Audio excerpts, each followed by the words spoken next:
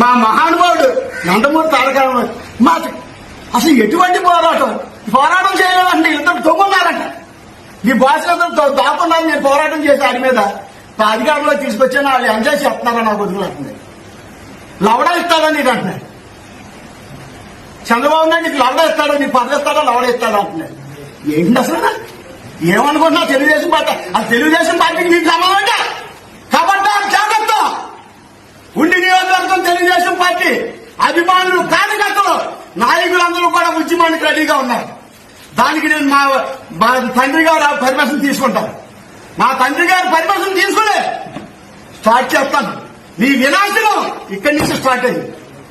పైగా నా గ్రామంలోని ప్రతి పైసా నన్ను కట్ చేసి నువ్వే 5 సంవత్సరాలు లీడని నన్ను మండల కేసులు పెట్టించి 5 సంవత్సరాలు ఇచ్చేసిన మా లోకేష్ బాబు రెడ్డ బుక్లో ఉన్న కళ్యాణపల్లి సతీశ్రాజ్కి ఉండి మండల ప్రధాన కార్యదర్శి ఇస్తావా?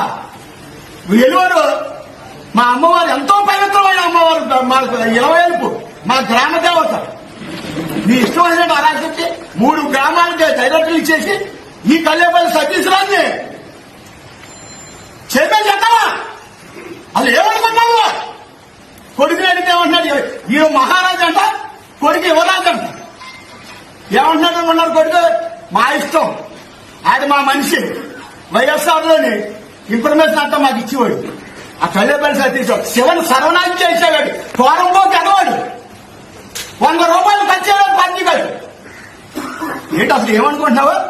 మాదా నిర్మల పురస్కార అవార్డు గ్రహీతం నేను. పశ్చిమ గోదావరి జిల్లాలో రాష్ట్రపతి అబ్దుల్ కలాం చేతుల మీద ఢిల్లీలో